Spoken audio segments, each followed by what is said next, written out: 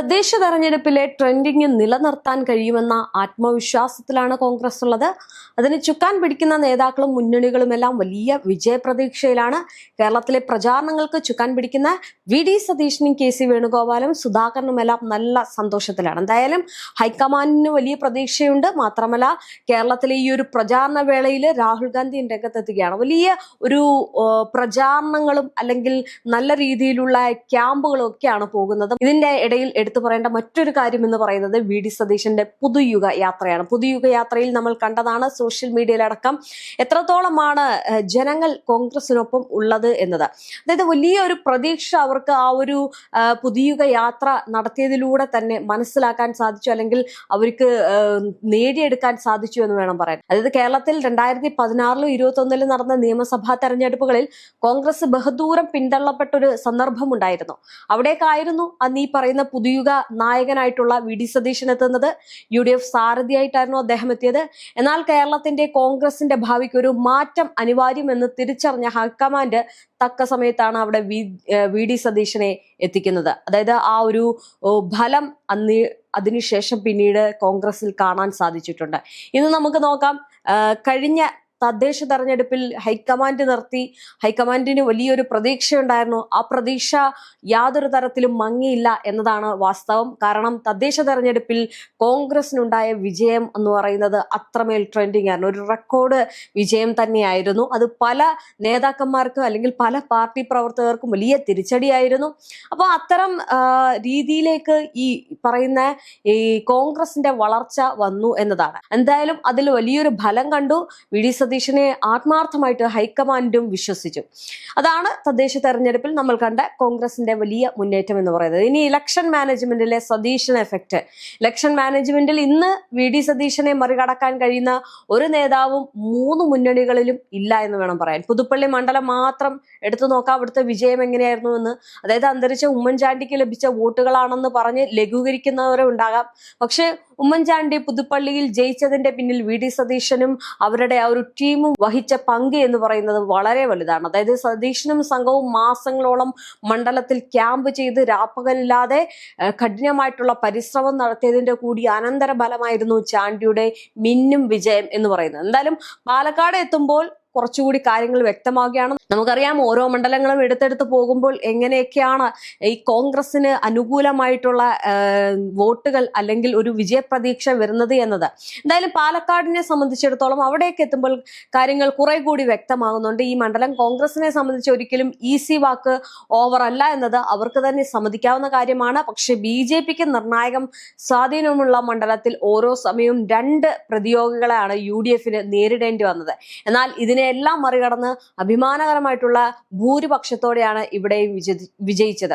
എന്തായാലും ഇത് തന്റെ മാത്രം നേട്ടമല്ല എന്നും ടീം വർക്കിന്റെ ഫലമാണ് എന്നും സതീശൻ തന്നെ പറയുമ്പോഴും അദ്ദേഹത്തിന്റെ നേതൃപാഠവും അതിൽ എത്രത്തോളം പ്രസക്തമാണെന്നാണ് രാഷ്ട്രീയ നിരീക്ഷകർ നോക്കിക്കാണുന്നത്. എന്തായാലും വലിയൊരു പ്രതീക്ഷയും വലിയൊരു പ്ലാനിങ്ങും ഈ പറയുന്നത് പോലെ തന്നെ വി.ഡി. സതീശനുണ്ട്. അതുകൊണ്ട് തന്നെ അദ്ദേഹത്തിന്റെ നീക്കങ്ങളിൽ നടക്കുന്ന കാര്യങ്ങൾക്ക് അങ്ങനെ വലിയ രീതിയിലുള്ള ആശങ്കയൊന്നും വരേണ്ട സാഹചര്യം ഉണ്ടാവില്ല. അതാണ് ഇപ്പോൾ നിലവിൽ കോൺഗ്രസിന്റെ ഒരു കാര്യം എന്ന് പറയുന്നത്. കാരണം വി.ഡി. സതീശനെ പോലൊരു കരുത്തുറ്റ നേതാവ് രംഗത്തിറങ്ങുമ്പോൾ അവർക്ക് ഉണ്ടാകുന്ന അനുകൂലം അതിൽ നിന്ന് നമുക്ക് മനസ്സിലാകാം. അതിന്റെ ഏറ്റവും വലിയ ഉദാഹരണമാണ് ഞാൻ നേരത്തെ പറഞ്ഞതുപോലെ തന്നെ പുതുയുഗ യാത്ര എന്ന് പറയുന്നത്. എന്തായാലും നിലമ്പൂർ ഉപതെരഞ്ഞെടുപ്പിലും സ്ഥിതി ഭിന്നമല്ല. എം സ്വരാജിന്റെ വിജയത്തിനായിട്ട് ഭരണ സംവിധാനം പൂർണ്ണമായിട്ട് വിനിയോഗിച്ച് LDF പരിശ്രമിച്ചിട്ടും അവിടെയും പരാജയമായിരുന്നു. PV അൻവറിന്റെ പിന്തുണ ഇല്ലാതിരുന്നിട്ട് UDF മികച്ച ഭൂരിപക്ഷത്തിൽ അവിടെ ജയിച്ചു.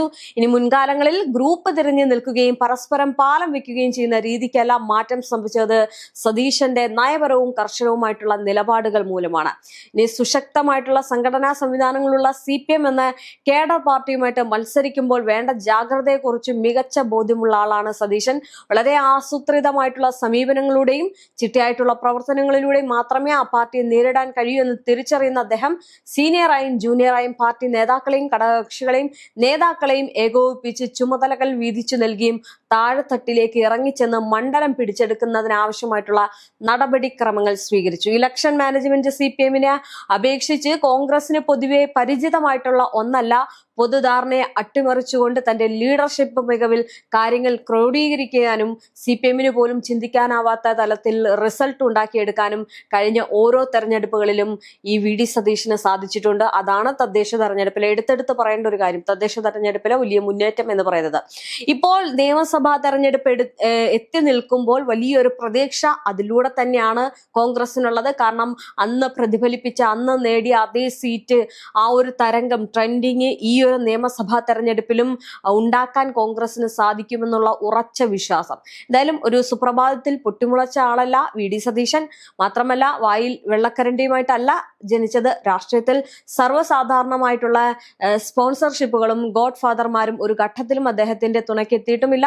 എന്തായാലും 5 തവണ തുടർച്ചയായി മത്സരിച്ച് ജയിച്ച പറവൂർ നിയോജക മണ്ഡലം ഒരു കോൺഗ്രസ് കോട്ടയല്ല. കഴിഞ്ഞ 25 വർഷമായിട്ട് അവിടുത്തെ ജനങ്ങൾ ഇദ്ദേഹത്തിനോടൊപ്പം നിൽക്കുന്നുണ്ടെങ്കിൽ അത് അദ്ദേഹത്തിന്റെ വലിയൊരു വിജയം തന്നെയാണ്. ഒന്ന് ആലോചിച്ച് നോക്കിക്കേ, 25 വർഷമായിട്ട് ഈ പറയുന്നത് പോലെ തന്നെ VD സതീശൻ പറവൂർ മണ്ഡലത്തിൽ നിൽക്കുകയാണ്, അവിടെ വിജയിക്കുകയാണ്. എത്രത്തോളമാണ് ജനങ്ങൾക്ക് അദ്ദേഹത്തോടുള്ള വിശ്വാസം എന്നതിന്റെ മറ്റൊരു കാര്യം കൂടിയാണത്. എന്തായാലും അദ്ദേഹത്തിന്റെ വ്യക്തിപ്രഭാവവും കഠിനാധ്വാനവും ആത്മാർത്ഥതയും ഒന്നുകൊണ്ട് മാത്രമാണ് ആ ജയത്തിന് തുടർച്ചകൾ ഉണ്ടായത്. എന്തായാലും കോൺഗ്രസിന്റെ പ്രമുഖ നേതാക്കളിൽ പലരും പുതുപ്പള്ളിയിൽ വന്നു പോയിരുന്നുവെങ്കിലും ആദ്യം അവിടെ നിന്ന് പ്രവർത്തിച്ചതും അടിത്തട്ടിലേക്ക് ഇറങ്ങിച്ചെന്ന് UDF-ന്റെ സന്ദേശം ജനങ്ങളിലേക്ക് എത്തിച്ചതും VD സതീശന്റെ നേതൃത്വത്തിലുള്ള നേതൃനിരയാണ്. ഇതേ ടീം വർക്ക് തന്നെയാണ് പാലക്കാട്, നിലമ്പൂരിലും തൃക്കാക്കരയിലും ഫലം കണ്ടത്. BJPക്ക് വലിയ ജയസാധ്യതയുള്ള പാലക്കാട് മണ്ഡലത്തിൽ സിറ്റിംഗ് സീറ്റിലെ ഭൂരിപക്ഷത്തെ മറികടന്ന് മുന്നേറാൻ സാധിച്ചു എന്നതും അടിവരയിട്ട് പറയേണ്ട വസ്തുതയാണ്. തദ്ദേശ സ്വയംഭരണ സ്ഥാപനങ്ങളിലേക്കുള്ള തെരഞ്ഞെടുപ്പുകൾ പൊതുവെ ഇടതുപക്ഷത്തിന് അനുകൂലമാകുകയാണ് പതിവ്. എന്നാൽ ഇക്കുറി കോർപ്പറേഷനുകളിലും നഗരസഭകളിലും പഞ്ചായത്തുകളിൽ പോലും UDF വ്യക്തമായിട്ടുള്ള മേൽക്കൈ സ്ഥാപിച്ചു.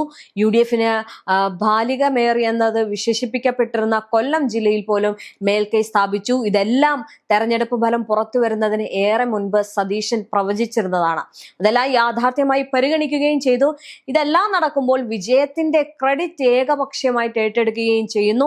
എന്നാൽ സതീശനാകട്ടെ തികഞ്ഞ ആർജവത്തോടെ ഏത് തെരഞ്ഞെടുപ്പിൽ വിജയിച്ചാലും അതിന്റെ ക്രെഡിറ്റ് ടീം UDF-നാണ് എന്നും അദ്ദേഹം പറയുകയാണ്. അതേസമയം പരാജയപ്പെട്ടു കഴിഞ്ഞാൽ ടീം ലീഡർ എന്ന നിലയിൽ ഉത്തരവാദിത്തം തനിക്ക് മാത്രമാണെന്ന് തുറന്നു പറയാനുള്ള ആർജവവും കാണിച്ചിട്ടുണ്ട്. അത് തന്നെയാണ് VD സതീശനെ ജനങ്ങൾ ഇത്രത്തോളം സ്നേഹിക്കുന്നതും UDF-നൊപ്പം ഇത്രത്തോളം നിൽക്കുന്നതും.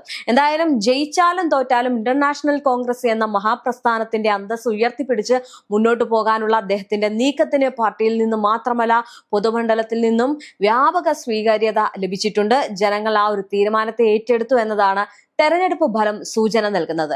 എന്തായാലും തുടക്കം മുതലേ VD സതീശൻ പറയുന്ന ഒരു കാര്യമുണ്ട്, 100 സീറ്റിന് മുകളിൽ ഞങ്ങൾ ഇത്തവണ നേടിയിരിക്കും, അത് വലിയ പ്രതീക്ഷയാണ്, അതുകൊണ്ട് തന്നെ ഞങ്ങൾ ഇത്തവണ ഭരണം കൊണ്ടുപോകുമെന്ന് ഉറച്ച ആത്മവിശ്വാസത്തോടെ പറയുകയാണ്.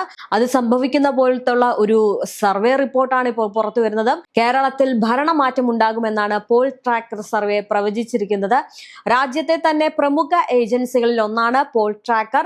UDF 76-85 സീറ്റുകൾ നേടി അധികാരത്തിലെത്തുമെന്നാണ് ഏറ്റവും പുതിയ poll tracker pre poll survey പ്രവചിക്കുന്നത്. 55 മുതൽ 60 സീറ്റുകൾ വരെ നേടി LDF പ്രതിപക്ഷം ഉണ്ടാകുമെന്നും സർവേ ഫലം പറയുന്നു. ഇനി BJP ആകട്ടെ, BJP നേതൃത്വം നൽകുന്ന NDA മുന്നണിക്ക് 1 സീറ്റ് മുതൽ 3 സീറ്റുകൾ വരെ ലഭിക്കും എന്നുള്ള സർവേകളും കൂടി വരുവാണ്. അതായത് വലിയ വിജയപ്രതീക്ഷയും കാര്യങ്ങളും അതിനോടൊപ്പം തന്നെ ഉണ്ടാവുകയാണ്. ഇത് തന്നെയാണ് ഇപ്പോൾ UDF-ൽ ഉണ്ടാകുന്ന വലിയൊരു മാറ്റം എന്ന് പറയുന്നത്. അതായത് പൊതുയുഗ യാത്ര മുതൽ VD സതീശന്റെ നേതൃത്വത്തിലുള്ള സകല പ്രചാരണ വേളകളിലും അല്ലെങ്കിൽ ഈ പറയുന്ന ജാഥകളിലും എല്ലാം ജനങ്ങൾ എത്രത്തോളമാണ് ഇത്തവണ കോൺഗ്രസിനൊപ്പം ഉള്ളത് എന്ന് ഇതിൽ നിന്ന് മനസ്സിലാക്കുന്നതാണ്.